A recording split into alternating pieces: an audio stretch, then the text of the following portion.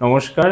আজকে আমাদের বক্তব্য হচ্ছে মাইগ্রেন নিয়ে। তো মাইগ্রেন হচ্ছে এক ধরনের মাথা ব্যথা যেটার জন্য অনেক রুগী নিউরোলজিস্টের কাছে যান, অনেক রুগী কার কাছে যাবেন ভেবে পান না। তো সেই জন্য মেডিসিন ডাক্তারবাবুকে অবশ্যই দেখান, কিন্তু সেই মতো উপযুক্ত ফলাফল অনেক ক্ষেত্রেই পান না। তো আমার কাছে একজন রুগী রিসেন্টলি এসছিলেন একজন প্রচণ্ড মাইগ্রেন, মানে মাইগ্রেন জাতীয় ব্যথা। মাইগ্রেন তো এক ধরনের মাথা ব্যথা। তো এমন মাথা ব্যথা করছে যে তিনি যে রোদে একটু বেরোবেন, হালকা রোদে একটু, যে আমরা বলি শীতকালে একটু বেরোন, একটু গায়ে রোদ লাগান, সেইটাও করতে পারছেন না, কারণ রোদ লাগলেই ওনার প্রচণ্ড মাথা ব্যথা ট্রিগার হয়ে যাচ্ছে, যেটা কমনলি মাইগ্রেনে অনেক ক্ষেত্রেই হয়ে থাকে। সাথে একটু বমি বমি ভাব এইগুলো থাকছে, অনেক সময় থাকে না, অনেক সময় এগুলো না থাকলেও মাইগ্রেন হিসেবে ধরা হয় যদি সেই রকম সিমটমস থাকে।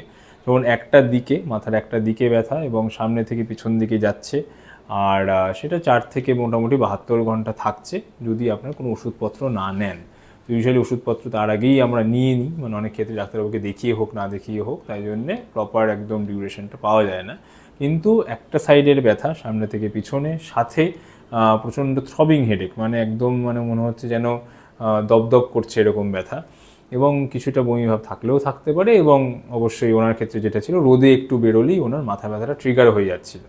তো এই সমস্যার থেকে বেরোতে হবে, তার জন্য উনি একজন নিউরোলজিস্টের কাছে যান, প্রপারলি চিকিৎসাও শুরু করেন, কিন্তু ওনার সেই রকম আশানুরূপ ফল হয়নি। তো তার জন্য কি হয়, উনি আবার আমার কাছে ফিরে আসেন ইন দ্য সেন্স দ্যাট আমার কাছে ফিরে আসেন বড়টা ভুল হবে, আমার কাছে আসেন, এবং আমি চেষ্টা করি ওনাকে প্রথমে বোঝাতে, যে যেটা আমি সব পেশেন্টের ক্ষেত্রে একটু সময় দিই 1-2 মিনিট, যে আপনার ব্যথার কারণটা কি। মাইগ্রেন এক ধরনের ভাস্কুলার প্রবলেম, মানে হচ্ছে এক ধরনের আপনার ব্লাড ভেসেলস, মানে যেগুলো আপনার রক্ত ধমনী শিরা এগুলো রয়েছে, এগুলো দিয়ে রক্ত সঞ্চালন হচ্ছে বিভিন্ন এরিয়ায়, আমাদের ব্রেনের বিভিন্ন এরিয়াতে বা মস্তিষ্কে, সেই রক্ত সঞ্চালনের বিভিন্ন অ্যাবনর্মালিটি দেখা যেতে পারে। সেটা একটা কারণ মাইগ্রেনের, এবং আরও অনেক কারণ রয়েছে। প্রাইমারি মাইগ্রেন, সেকেন্ডারি মাইগ্রেন রয়েছে, যেটা অন্য কোনো রেড ফ্ল্যাগের থেকেও হতে পারে, মানে ধরুন কোনো টিউমার আছে বা অন্য প্রবলেম আছে, সেইটা থেকেও মাইগ্রেন থাকলেও থাকতে পারে, সেটা আমরা রুল আউট করে নিই রেড ফ্ল্যাগ সাইন দেখে, মানে ধরুন আপনার অন্য কোনো নার্ভের প্রবলেম হচ্ছে কি না সেটা ফার্স্টে দেখা হয়। আর মেনিনজাইটিস থেকে হতে পারে মাথা ব্যথা, আরও অন্যান্য অনেক কারণে মাথা ব্যথা হতে পারে, সেটা নিয়ে আমি আজকে ডিটেলসে আর যাচ্ছি না, নেক্সট ভিডিওতে অবশ্যই সেটা নিয়ে আলোচনা করব। কিন্তু আজকের ভিডিও হচ্ছে মাইগ্রেন রিলেটেড। তো মাইগ্রেনের ক্ষেত্রে যেটা আমি বলবো করা হয়ে থাকে, সেটা হলো ইনিশিয়ালি কিছু কিছু নন ফার্মাকোলজিক্যাল, কিছু ফার্মাকোলজিক্যাল, মানে ওষুধ ছাড়া কিছু থাকে, এবং সেটার সঙ্গে ওষুধ দিয়ে কিছু থাকে। এবং ওষুধ ছাড়ার মধ্যে প্রাইমারিলি আমরা যেটা বলে থাকি, মেডিটেশন করা, একটু এক্সারসাইজ করা, ডায়েট মডিফিকেশনস করা, কারণ অনেক খাবার কিন্তু মাইগ্রেনকে ট্রিগার করতে পারে। বিভিন্ন ধরনের কেকস বা ধরুন কফি, এইগুলো কিছু কিছু মাইগ্রেনের ট্রিগার পয়েন্টস বলতে পারেন। কিছু কিছু ওষুধ রয়েছে, যেমন হরমোন পিলস, এগুলো ওসিপি বলা হয়, ওরাল কন্ট্রাসেপটিভ পিলস, এগুলো কিন্তু ট্রিগার করতে পারে মাইগ্রেনকে, কারণ এগুলো রক্ত সঞ্চালন যেটা হচ্ছে ব্রেনে সেইগুলো পরিবর্তন করায়। আরও কিছু কিছু ডায়েট মডিফিকেশানস দরকার, যেমন ব্যালেন্স ডায়েট খাওয়া, কার্বোহাইড্রেট প্রোটিন ফ্যাট একটু ব্যালেন্স খাওয়া, হাই প্রোটিন ডায়েট প্রচণ্ড বেশি না খাওয়া, সেটা অনেক ক্ষেত্রে অনেকে করে থাকেন, যেটা কিন্তু মাইগ্রেনের ট্রিগার হলেও হতে পারে। এবং ডেইলি অ্যাক্টিভিটিস, মানে হাঁটা চলা একটু ভালোভাবে করা, অন্তত 10-15 মিনিট হাঁটা সকালে এবং বিকেলে, আর মেডিটেশন করা, মাইন্ডফুলনেস মেডিটেশন, বা যেটা আমরা বলে থাকি ব্রেথ কাউন্ট করে মেডিটেশন করা, এগুলো এক ধরনের আপনার নন ফার্মাকোলজিক্যাল, মানে ওষুধ ছাড়া কিছু প্রক্রিয়া মাইগ্রেনকে কম রাখার।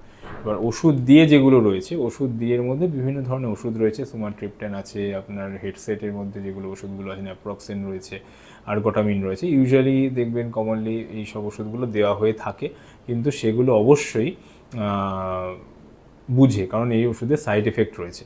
এবং প্যারাসিটামল বা অন্যান্য পেন কিলার যেগুলো আছে, ন্যাপ্রক্সেন, এগুলো খুব বেশি খেলে মেডিকেশন ওভার ইউজ হেডেকও হয়, মানে ওষুধ খেয়ে মাথা ব্যথা হচ্ছে, সেই ওষুধটাকে আস্তে আস্তে কমাতে হবে।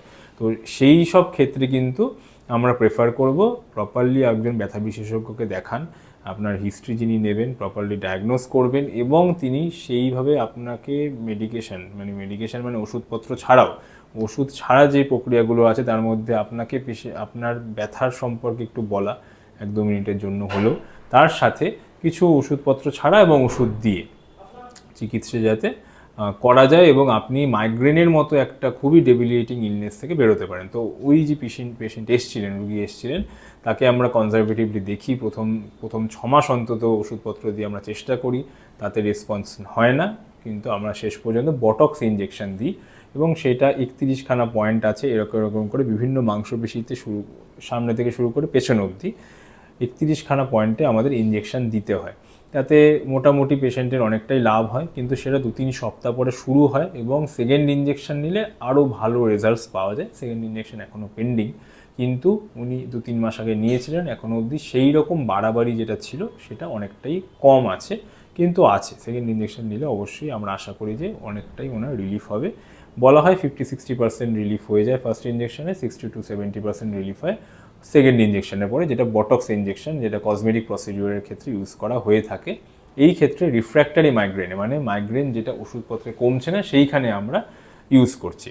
তো এই ভিডিও থেকে টেক হোম মেসেজ একটাই, মাইগ্রেনের মতো অসুখ খুবই ডেবিলিটিং ইলনেস, খুবই কষ্টকর অসুখ, সেটা যদি সাফার করে থাকেন একজন ব্যথা বিশেষজ্ঞকে অবশ্যই দেখান এবং তিনি সাধ্যমতো চেষ্টা করবেন আপনার যে রোগটা রয়েছে সেটার বিশ্লেষণ করে সেইটার যেন উপযোগী আপনার চিকিৎসা দেওয়া যায়। ভালো থাকবেন, সুস্থ থাকবেন, ধন্যবাদ।